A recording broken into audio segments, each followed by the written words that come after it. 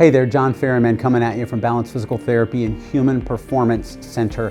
Last week when I attended the private practice section conferences in Aurora, Colorado, just outside of Denver, I went to lots and lots of different lectures and seminars and met with a whole bunch of practice owners, practice managers, and every other kind of position that you can think of within physical therapy private practice.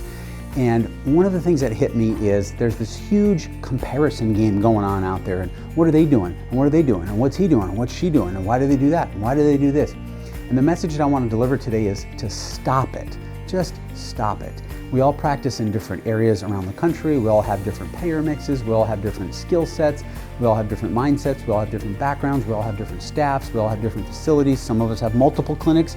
Others of us are just solo practitioners. And the scale of our practices is completely different. So my message to you today, after sitting through many lectures last week at PPS, is stop the comparison game and instead focus on exactly what it is that you want.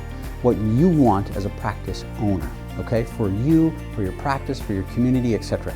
So what I did today was to write some notes up on the board before I began speaking. And we're going to call it reverse engineering because this is how I like to run all of our clinics, and in fact our entire company. We set a target, we set an intention. It might be annual, it might be a quarterly goal, a monthly goal, a weekly goal, etc. But whatever that target is, we work backwards and we understand what the metrics are to achieve that target by a certain date, period. And we don't miss. And if we happen to miss, then we know exactly why we did, because we began with the end in mind and we reverse engineered it. So I recently just asked one of the PTs in the clinic, hey, hypothetical question, you got a private practice, what do you want your gross revenue to be? Annual gross revenue. And he just blurted out 1.2 million. And I said, okay, cool, thanks. Just got the number. So gross revenue for an outpatient physical therapy private practice of 1.2 million. How do you get there? What do you need to do? If you know your average collections per visit, $100 to keep the math easy, okay? For the purposes of this illustration. And you know your average number of evals per week is 30, for example, and you know that the average visits per new patient, per new eval, somewhere lands between 10 and 15, and for the purposes of this illustration, we're going to use 12. That means that you've got 360 visits based on these 30 new evals coming in at an average visits per new of 12. Simple math, 30 times 12 equals 360.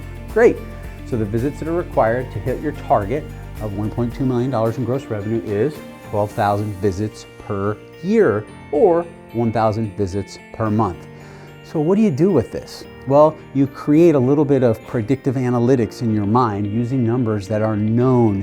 And if some of these numbers aren't known to you, get to work. Go get some software, get a pencil, get a calculator, get whatever you have to get. Get somebody to tell you what these are, because these should be known to you in your practice. And if they're not, please reach out. I can show you how to get these numbers. It's simple. But if you know you need 1,000 visits per month to get to your target of $1.2 million in revenue, here's what you do. 30 new evals, 360 visits. 360 visits goes into 1,000 visits per month 2.7 times, right? Okay, so you take 2.7, you multiply it by 30. What do you get? You need 81 evals. 81 evals to generate 1,000 visits per month.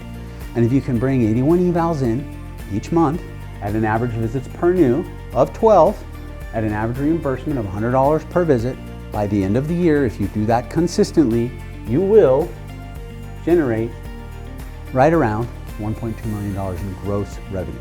And if you're like most practices across the country, on average, the published normative values for profit margins in physical therapy private practice are between 9 and 13%. I learned last week at PPS.